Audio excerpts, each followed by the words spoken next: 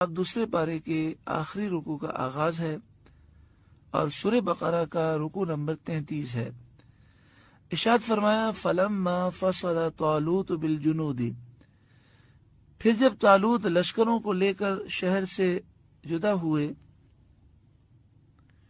یعنی بیت المقدس سے دشمن کی طرف روانہ ہوئے، وہ وقت بہت زیادہ شدت کی گرمی کا تھا۔ لشکریوں نے طالوت سے اس کی شکایت کی اور انہوں نے پانی طلب کیا۔ قال ان اللہ مبتلیکم بنہر، وہ بولا بے شک اللہ تمہیں ایک نہر سے آزمانے والا ہے۔ فمن شرب منہ فلیس منی، تو جو اس کا پانی پیے وہ میرا نہیں۔ ومن لم یطعمہ فانہ منی الا من اغترف غرفۃ بیدہ، اور جو نہ پیے وہ میرا ہے مگر وہ جو ایک چلو اپنے ہاتھ سے لے لے۔ یہ امتحان مقرر فرمایا گیا تھا کہ شدید پیاس کے موقع پر جو حکم کی اطاعت کرے گا وہ آئندہ بھی استقامت پذیر رہے گا، اور جو اس وقت اپنی خواہش سے مغلوب ہوگا اور نافرمانی کرے گا وہ آئندہ سختیوں کو کیسے برداشت کرے گا۔ کتنا پیارا انداز بیان کیا گیا۔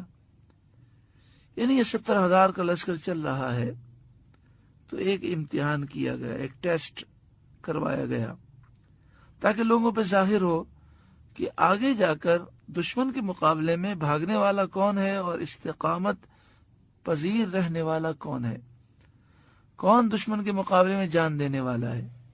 اور اس سے یہ معلوم ہوا کہ جب دشمن سے مقابلہ ہو تو یہ نہیں ہونا چاہیے کہ ہم تعداد بڑھانے کے چکر میں ہوں، بلکہ انہیں لے جائیں جو بہادر ہوں اور واقعی وہ اللہ کی راہ میں جان دینے والے ہوں۔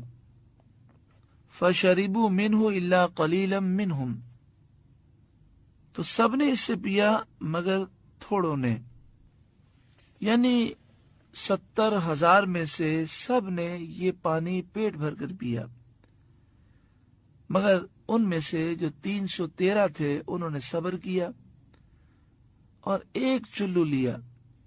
اس ایک چلو میں اللہ نے ایسی برکت عطا فرمائی کہ وہ ایک چلو ان کے لیے بھی کافی تھا اور ان کے جانوروں کے لیے بھی کافی ہو گیا۔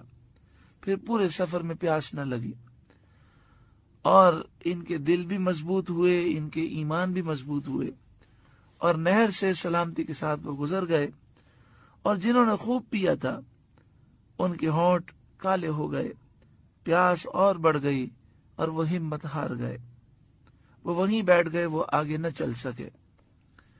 فلما جاوزہ ہوا والذین آمنوا معہ، پھر جب طالوت اور اس کے ساتھ کے مسلمان نہر کے پار گئے، قالوا، وہ بولے، لا طاقت لنا اليوم بجالوت وجنودہ، ہم میں آج طاقت نہیں جالوت اور اس کے لشکروں کی، یعنی ہم جالوت کا اور اس کے لشکروں کا مقابلہ نہیں کر سکتے، کیونکہ یہ بہت بڑا لشکر تھا اور جالوت سر سے پاؤں تک لوہا پہنے ہوئے تھا اور بہت زیادہ یہ لمبا اور چوڑا تھا۔ جو بہادر اس کے مقابلے میں آتا وہ ایک ہی وار میں اسے شہید کر دیتا۔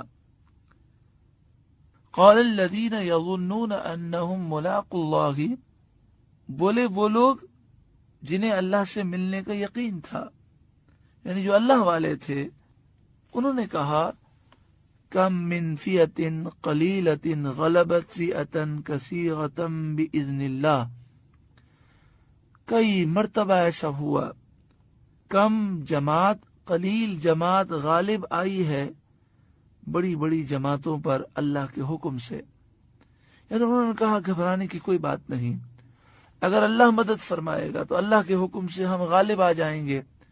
اور ایسا کئی مرتبہ ہوا ہے کہ چھوٹے چھوٹے گروہ اللہ کے حکم سے بڑے بڑے گروہوں پر غالب آ گئے۔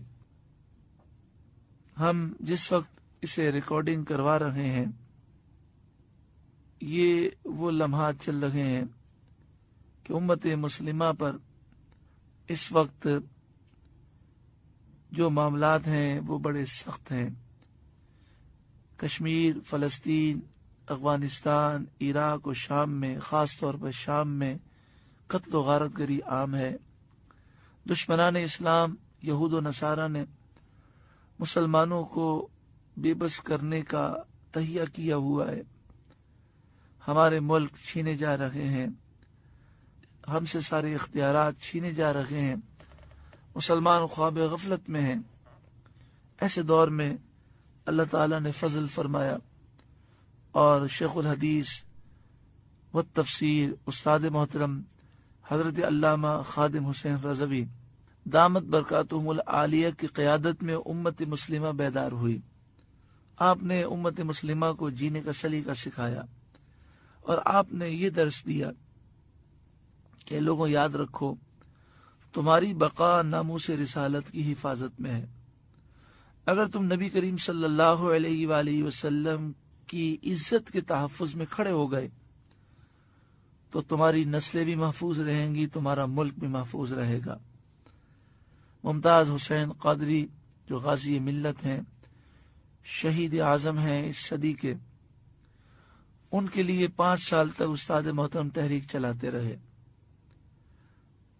جب ممتاز حسین قادری کا ذکر 5 سال تک استاد محترم کرتے رہے تو یہ دور ایسی سختی کا دور تھا کہ میڈیا اور اخبارات ان چیزوں کو شائع نہ کرتے تھے، بلکہ ہمارے مذہبی لوگ بھی ممتاز قادری کے لیے دعا کرنے کے لیے بھی وہ تیار نہ تھے، نام لینے کے لیے بھی کوئی تیار نہ تھا، ایک خوف کی فضا تھی۔ استاد محترم قلیل لوگوں کو لے کر چلے، اللہ نے ان قلیلوں کو کثیر پر غالب کیا اور ممتاز قادری کا مسئلہ پوری دنیا میں اجاگر ہوا۔ افسوس لوگوں نے ساتھ نہ دیا اور دشمنان اسلام بظاہر اس میں کامیاب ہوئے کہ انہوں نے ممتاز قادری کو شہید کر دیا۔ ممتاز قادری تو اپنی منزل پا گئے، لیکن قوم کو وہ بیدار کر گئے اور وہ تحریک لبیک یا رسول اللہ بن گئی، جس کا مشن یہ ہے کہ یا رسول اللہ آپ کی ناموس کی حفاظت کے لیے ہم سب حاضر ہیں۔ پھر غازی تنویر قادری نے یورپ کی دنیا میں ایک ایسا کارنامہ انجام دیا اور گستاخ کو واصل و جہنم کیا کہ تمام یورپ کے کفار حیران ہو گئے۔ ممتاز حسین قادری جب شہید ہوئے تو ایجنسیوں کی رپورٹ یہ تھی اور دشمنان اسلام نے یہ کہا تھا کہ ممتاز قادری کے بارے میں ہم نے ایسا خوف مسلط کر دیا ہے کہ جو لوگ اسے حق جانتے ہیں وہ بھی اس کا نام لینے کے لیے تیار نہیں ہیں، تو جب اس کا جنازہ ہوگا تو کوئی اٹھانے والا نہیں ہوگا۔ مگر ساری رپورٹیں غلط ثابت ہوئیں۔ جب ممتاز قادری کا جنازہ ہوا راولپنڈی میں لیاقت باغ میں، تو وہ لیاقت باغ جسے بڑی بڑی سیاسی پارٹیاں کبھی بھر نہ سکیں، لیاقت باغ چھوٹا پڑ گیا اور میلوں تک جنازے کی صفیں بنی ہوئی تھیں۔ ایک رپورٹ کے مطابق 23 میل تک جنازہ پھیلا ہوا تھا اور 60 لاکھ سے زائد لوگوں نے نماز جنازہ ادا کی۔ خود اب ایجنسیوں کی رپورٹ ہے کہ ممتاز قادری کی شہادت کے بعد ایک دن جنازہ رکھا گیا اور لاکھوں لوگ آپ کے دیدار کے لیے آتے رہے۔ پھر آپ کی نماز جنازہ ہوئی۔ نماز جنازہ کے بعد وہ لوگ جو نماز جنازہ میں شریک نہ ہو سکے سویم تک ممتاز قادری کے مزار پر حاضری دیتے رہے اور وہ بھی لاکھوں کی تعداد میں تھے۔ تو آپ حیران ہوں گے، ایجنسیوں کی رپورٹ ہے کہ ان 3-4 دنوں میں لوگ راولپنڈی داخل ہوئے ممتاز قادری کے لیے اور باہر نکلے مختلف اوقات میں، تو یہ جو ٹرن اوور تھا یہ 2.5 کروڑ سے زائد تھا۔ دنیا حیران ہے کہ کس طرح لوگوں میں یہ جذبہ بیدار ہوا۔ تو یہ ایک اکیلے شخص نے، خادم حسین رضوی صاحب نے تمام علماء کو بیدار کیا اور پھر پوری امت بیدار ہوئی، اور میڈیا کی پابندیوں کے باوجود، یہود و نصارہ کے پروپیگنڈے کے باوجود یہ ممتاز قادری کی شخصیت کو دبا نہ سکے۔ پھر جب چہلم ہوا تو یہ پاکستان کی تاریخ کا سب سے بڑا چہلم تھا، لاکھوں لوگ شریک تھے۔ اور پھر جب استاد محترم نے یہ اعلان فرمایا کہ تمام لوگ اب لیاقت باغ سے اسلام آباد پارلیمنٹ ہاؤس کے سامنے ڈی چوک جائیں گے، تو یہ جو جلوس تھا یہ پاکستان کی تاریخ کا سب سے بڑا جلوس تھا۔ خود ایجنسیوں کی رپورٹ ہے کہ اس میں 20 لاکھ سے زائد لوگ شریک تھے، جو لیاقت باغ سے ڈی چوک تک یہ 25 کلومیٹر کا فاصلہ انہوں نے پیدل طے کیا۔ اس میں بچے بھی تھے، بوڑھے بھی تھے، کمزور بھی تھے، جوان بھی تھے۔ اور جب ڈی چوک پہنچے تو حکومت کی کوششوں کے باوجود حکومت اور دشمنان اسلام کی ایجنسیاں انہیں دبا نہ سکیں۔ وہاں پر سب کی زبان پر یہی آیت کریمہ جاری تھی، کم من فئۃ قلیلۃ غلبت فئۃ کثیرۃ باذن اللہ۔ کئی مرتبہ ایسا ہوا، تھوڑی جماعتیں، قلیل جماعت وہ کثیر پر غالب آئی اللہ کے حکم سے۔ ہمارے استاد محترم علامہ خادم حسین رضوی صاحب یہی درس دیتے ہیں کہ اگر تم نبی کریم صلی اللہ علیہ وسلم کی محبت میں اور ناموس رسالت کی حفاظت میں کھڑے ہوگے، اللہ تمہاری مدد فرمائے گا۔